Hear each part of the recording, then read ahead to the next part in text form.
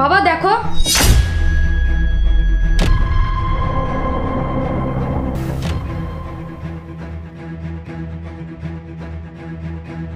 নীরব, তুই এটা কি করছিস? তুই কি তোর শাস্তির কথা ভুলে গেছিস? মা তুমি ফুপিকে এত কষ্ট কেন দাও? তুমি কি একটু ভালো হতে পারো না? তুমি এত নিষ্ঠুর কেন? এই বেশি কথা বলিস না, আমি ভালোই আছি আর আমি যা করছি একদম ঠিক করছি। ও তো আমার কথা শুনছে না, আমার কথা শুনলে তো ওর এই অবস্থা হতো না। আমি আমার ভাইয়ের সাথে ওর বিয়ে দিতে চাই, ও কেন রাজি হচ্ছে না? ও যতদিন না রাজি হবে এভাবেই বিভিন্ন ভাবে আমি ওকে কষ্ট দিব। না না মা, তুমি এটা করো না, এটা কিন্তু ভালো হচ্ছে না। আমি ঠিকই করছি, শুধুমাত্র ওর জন্য আমি আমার স্বামীকে হাতের মুঠোয় রাখতে পারছি না। আর ওর অন্য কোথাও বিয়ে হয়ে গেলে আমার স্বামী সম্পত্তির ভাগ হয়ে যাবে, আর সেটা আমি চাই না। এই সমস্ত কিছুর মালিক হব আমি আর আমার ভাই। আমি চাই না ওর অন্য কোথাও বিয়ে হোক, তাই আমি ওকে এভাবেই কষ্ট দেবো যাতে ও আমার ভাইকে বিয়ে করতে রাজি হয়। আর ও যদি ওর ভাইকে কিছু বলে ওকে আমি জানে মেরে দিব। আর তুই যদি কিছু বলিস আমি তোকে মারতেও দ্বিধাবোধ করবো না।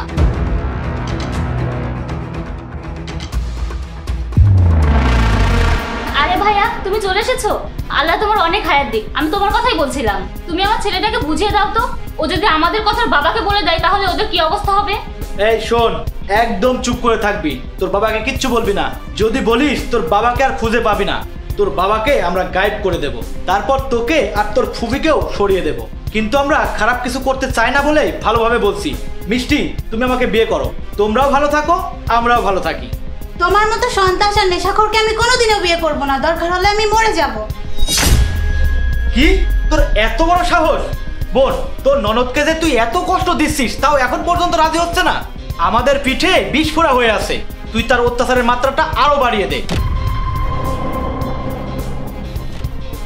আরে ভাইয়া, ওকে আমি সারাদিন খেতে দেই না, কত অত্যাচার করি, ওকে দিয়ে বাসার সব কাজ করাই, তারপরও তো রাজি হয় না। আর কি করব? ওকে তো রাজি হতেই হবে, হতে বাধ্য হবে। ও রাজি না হলে তো আমরা এই সম্পত্তির মালিক হতে পারবো না, আর আমাদের পরিকল্পনাটাও আমরা সফল করতে পারবো না। তোমাদের আর কি পরিকল্পনা আছে? তোমাদের কোন পরিকল্পনা সফল হবে না? যে পরিকল্পনাই হোক, কোনো পরিকল্পনাই আর সফল হবে না, কারণ আমি তোমাদের সবকিছু জেনে গেছি।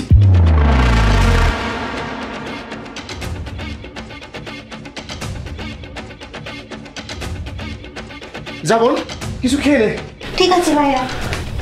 এবার তোমরা বলো, তোমাদের পরিকল্পনা কি? না না জাহিদ, আমাদের কোনো পরিকল্পনা নেই। আমাদের আবার কিসের পরিকল্পনা? কিন্তু তুমি হঠাৎ করে বাসায় সেসব কেন বলছো?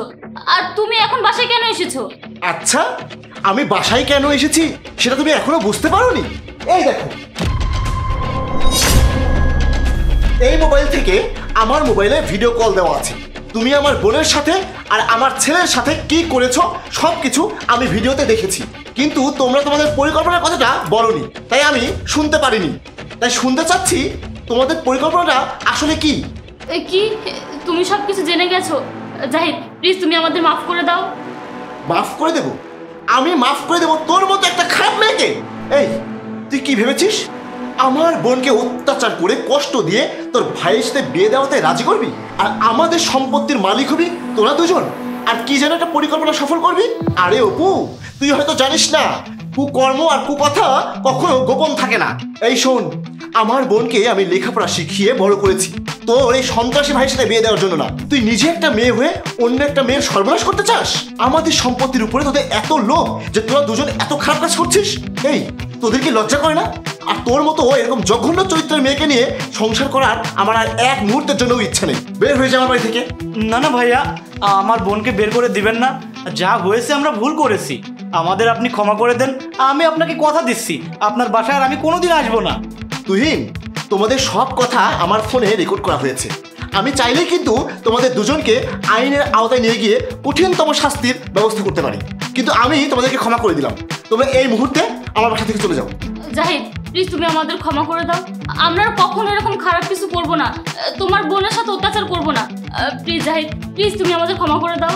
না না অপু, তোমার মতো মেয়ের সাথে আমি আর সংসার করতে চাই না, তাই তোমাকে ক্ষমা করার কোনো প্রশ্নই আসে না।